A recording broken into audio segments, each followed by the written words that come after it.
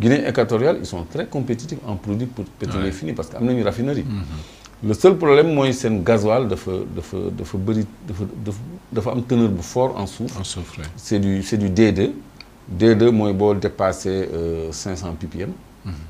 Donc c'est du D2 mais la norme c'est entre 10 et 50 ppm. ppm mooy teneur par soufre. Hein. Donc yooyu. Je crois que ay pistes de coopération yu ñu mën a explorer la entre pays africains. En attendant ñun ñuy am cette capacité de raffinage bi nga xam ne du soxla ñuy jéggaani. Vraiment du sécurité sax nga am ba pare di jéggaani li nga am. Loolu je crois que régime bi ñoom dañuy dakkal loolu dañuy génn ci loolu parce que déjà le phosphate de Matam est en train d'être transformé en engrais. ñuy xool bu ñu commencé exploiter gaz bi naka la ñuy mën a produire de l'urée à partir de notre gaz. De l'urée même à l'exportation. Parce que ñun peut-être 200 000 tonnes doy nañu le surplus mën nañu ko exporter dans la sous-région wala ailleurs. Donc ñu ngi xool ni ñuy transformer suñu yeneen ressources yi fii. moo tax ma ni le permis de lithium de Ilimalo là je crois que dañ ko war a récupérer. parce que dafa am lu ci laxasu. Madame Gladima maa ngi lay nuyu. Oui. Ça signifie quelque chose. Donc dafa am lu ci laxasu loolu war nañ ko lijjanti. Parce que c'est 300 et quelques kilomètres carrés. Hein. Te zone boobu yëpp dafa am or ñuy wax permis lithium mais y a autre chose que le lithium dans ce périmètre là 300 kilomètres carrés. loolu bi Gladima nekkee ministre du pétrole. dafa am lu ci xewoon. oui. Je crois que permis boobu. dañ ko njëkk a jox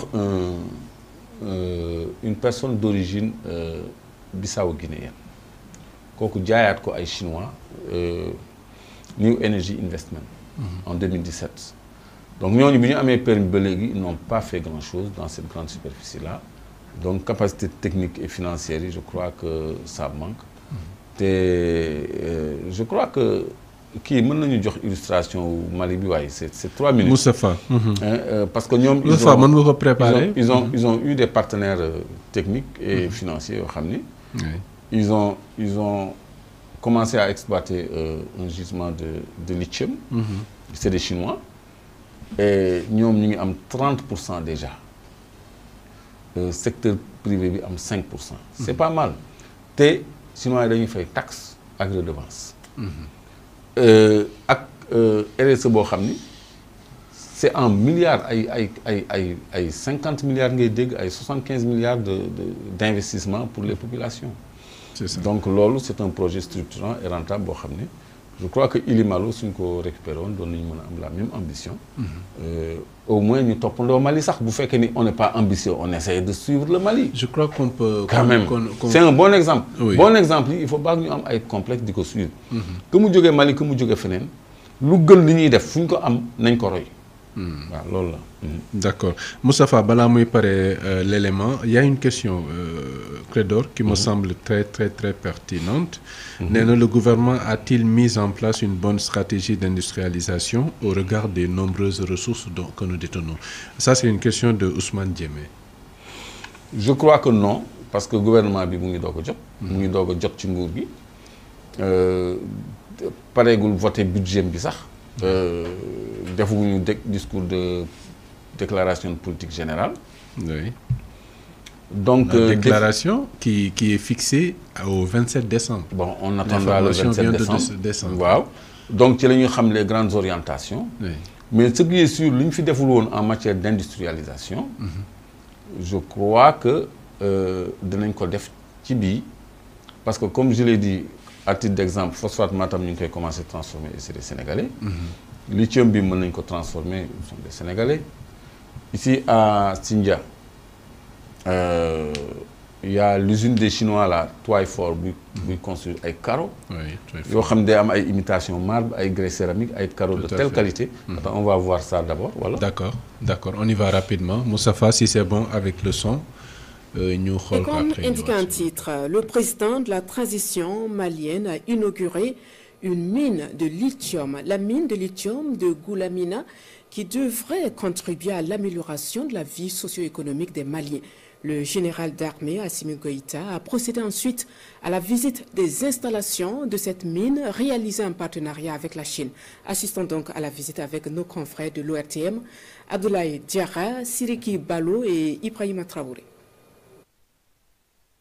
Mine de lithium de Goulamina, le président de la transition dévoile la stèle de la société. C'est une roche appelée pegmatite qui contient du lithium. La visite débute par la carrière d'exploitation. De là, l'on a une vue imprenable sur la mine en question. Il est expliqué ici le processus et le procédé d'extraction du minerai. Le minerai se trouve dans la roche. Donc vous pouvez voir les machines qui sont en forage. C'est à partir de là-bas maintenant qu'on fait le forage et le dynamitage. Donc après le dynamitage maintenant, le produit est réparti en 2 catégories. Cap ensuite sur la section sèche de l'usine, composée des concasseurs primaires, secondaires et tertiaires. Ces concasseurs permettent de réduire la taille des roches minéralisées. Le président Goïta découvre après le stock du produit fini, issu du concassage. L'étape suivante est la partie moulin et traitement du minerai. 350 tonnes de roches sont broyées ici par heure pour une poudre très fine. Le produit est ensuite introduit dans l'unité de traitement magnétique pour enlever tout résidu. Suivra l'étape dite de flottation. Elle consiste à l'ajout d'acide oléique et du carbone de sodium pour faire flotter le minerai de lithium appelé spodumène. C'est ce minerai qui est lavé et stocké dans l'entrepôt. Je voudrais exprimer toute ma satisfaction de voir aboutir ce projet de grande envergure. Un projet qui était tant attendu par les Maliennes et les Maliens, et particulièrement la population de Boukouni et environ. Cette unité industrielle a une capacité de production annuelle de 2,5 millions de minerais. Et il est attendu chaque année 506 000 tonnes de concentré de spodumène de lithium, ce qui devrait impacter considérablement la vie socio-économique de la région et même du pays. D'abord, un premier chiffre d'affaires de 680 milliards est attendu. Et ces 680 milliards seront rapatriés au Mali et alimenteront les banques maliennes pour poursuivre le développement économique et tout ce qui concerne les activités économiques. Aussi, il y a des dividendes à hauteur de 111 milliards de francs CFA, dont 30% reviendront à l'État du Mali, disons, et 5% au secteur privé. Et aussi, il y a un investissement de 25 milliards pour le développement communautaire. Plus d'1 millier d'employés, dont 86% de nationaux, travaillent actuellement sur le site. La mine de lithium de Goulamina est une concrétisation d'une vision présidentielle. Et c'est un chef d'État visiblement impressionné et particulièrement fier du travail abattu. Moustapha ci élément boobu Clédor un modèle d'industrialisation puisque question bi mën a mujj posé muy concernant la stratégie d'industrialisation tey c'est un modèle que le Sénégal peut copier, non?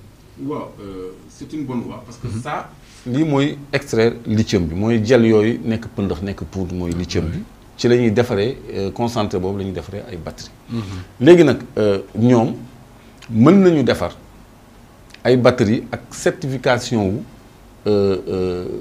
maanaam ñi koy commandé. Par exemple Samsung ou Apple qui fait des batteries mu joxe ay normes ISO ñu def ko à la pelle de façon industrielle yónnee ko. Tesla wala une marque chinoise buy defar ay véhicules électriques joxe ay modèle de batterie ñu defar ko di ko yónnee. Parce que àddina noonu lay doxee. Boo demee ci ay voitures chinoises sax dañ ci dugal ay moteur Mitsubishi wala ay parties yoo xam ne feneen lañ koy jéggaani. Donc marché wu pièces détachées ak fourniture industrielle ak électronique dafa tasaaroo gis nga le marché des semi-conducteurs. Russie day jéggaani sax ay semi-conducteurs gis nga ci guerre bi ñu jéem a takk biiram pour mu bañ a am ay semi-conducteurs. Donc àddina noonu lay doxee ñun mën nañu positionné wu ñun ak Mali ak Guinée Conakry yana beaucoup là-bas à ciel ouvert. Afrique yàlla may na ko moo tax gars yi bëgg a def leur carte à 1 milliard là. Donc lu mel nii Ngagne Demba Touré mën na ko. Birame Souleye mën na ko. te bu fekkee ne dañu soxla ay partenaires techniques et financiers ñun am nañu ay pistes pour indi fii ay partenaires techniques et financiers yoo xam ne dañuy defar lu mel nii. loo xam ni c'est suivi de transformation parce que nekkaguloo ci transformation yaa ngi ci production matière première bi. transformation bi mooy mu àgg ba nga confectionner ay batteries de tous les modèles yu ordinateur yu téléphone yu auto yu station solaire les champs solaires là qui sont ici accumulation mooy seen problème yooyu yëpp nag bu ñu la joxee normes yi tu pourras les construire donc loolu mooy indi valeur ajoutée benn exemple d'industrialisation la mais également maa ngi doon joxe sànq exemple usine carreau bu chinois bi nekk fii Sindia nga xam ne suñu zircon lañ koy defaree ak suñu argile argile bi ñu ngi koy tibbee Casamance fii côté Mpac ak côté Sédhiou di ko yóbbu foofu di ko fa jël ba noppi di ci defar ay céramique